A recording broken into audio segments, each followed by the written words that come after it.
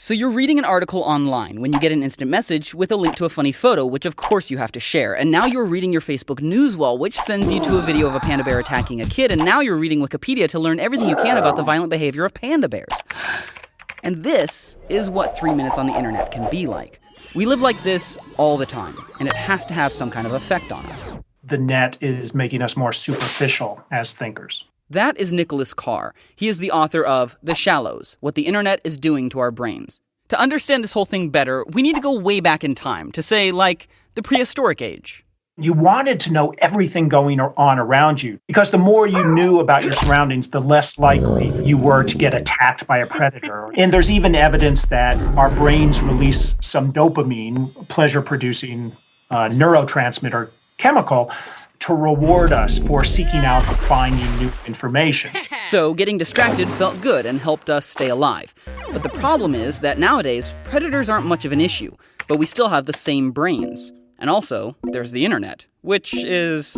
It's an incredibly information-rich environment that the net creates for us, and that's why we use it so much. I mean, sounds, pictures, words, text. And what this tends to do is promote a sort of compulsive behavior in which we're constantly checking our smartphone, constantly glancing at our email inbox. We're kind of living in this perpetual state of distraction and interruption. Which is dangerous because...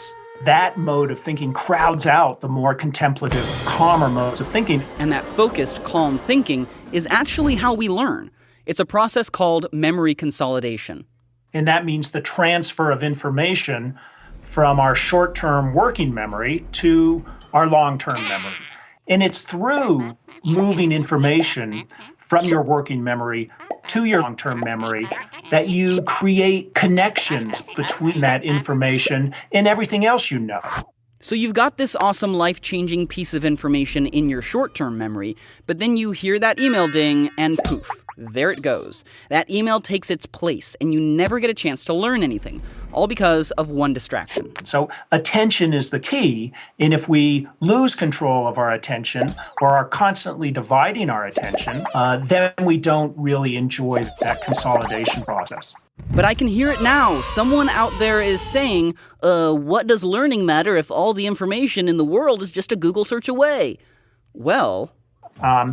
that is kind of shortchanging our intellects. If that's the way you're using your mind, just kind of searching very quickly and finding information and then forgetting it very quickly, you're never building knowledge. You're kind of thinking like a computer. Which means that our very humanity is at stake. And it would be a shame if we all got assimilated because, well, humanity is pretty neat. I really believe that if you look at the great monuments of culture, they come from people who are able to pay attention, who control their mind. That's what allows us to think in the highest terms, and think conceptually, think critically, think in some very creative ways.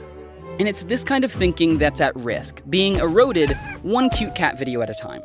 Don't get us wrong, the internet is good for lots of things, and it should be celebrated. But the best thing we can do for our minds is to find some time every day to unplug, calm down, and focus on one thing at a time.